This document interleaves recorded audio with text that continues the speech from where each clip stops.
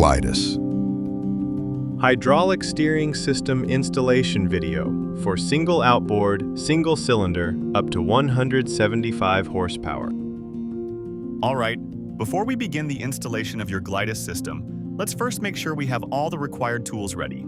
You'll need a paper towel, marine-grade grease, a 4mm and an 8mm Allen key, a ratchet with a 24mm socket, a 75mm or 3-inch hole saw, an 8mm drill bit, a hand drill spanners in the following sizes: 8, 10, 13, 14, 16, 17, and 19mm. And of course, a copy of the Glydus installation manual.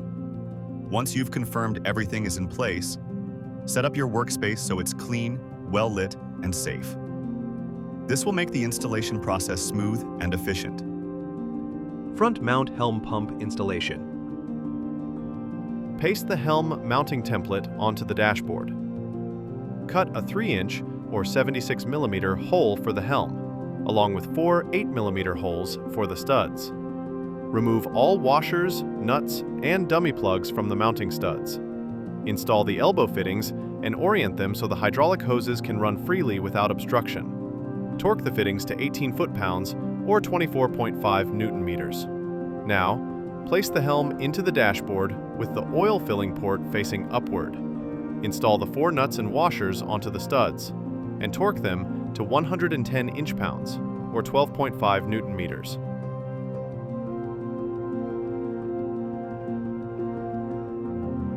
Finally, remove the nylock nut and washer from the steering shaft.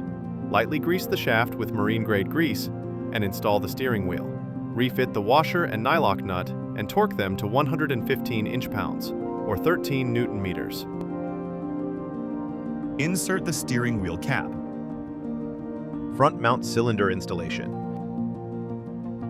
Remove the piston rod lock nuts and center shaft lock nuts.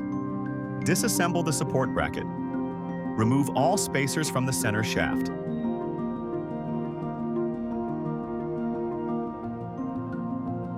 Apply marine-grade grease evenly on the center shaft. Insert the greased center shaft into the engine tilt tube. Remove the tiller plate stud and nylock nuts. Mount the ground strap securely onto the engine transom. This should be done before installing the cylinder on the engine. Now attach tiller plate using hex stud and nylock nut. Screw in the lock nut onto the tilt tube first. Then insert the required spacers onto the center shaft. Now attach the support bracket and the ground strap tabs. Tighten the support bracket nuts in pairs. Start with the piston rod side, then tighten the center shaft side.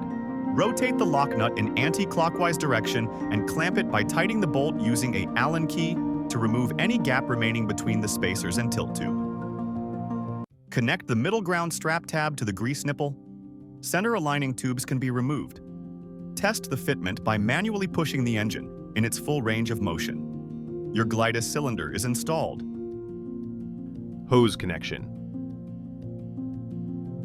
Begin by removing all protective caps from the elbows on both the helm and the cylinder. Next, take the first hydraulic hose and connect one end to the starboard side elbow of the helm. Connect the other end of the same hose to the port side elbow on the cylinder. Then, take the second hose and connect it to the remaining elbows, one end to the port side elbow of the helm, and the other end to the starboard side elbow on the cylinder. Tighten all connectors securely.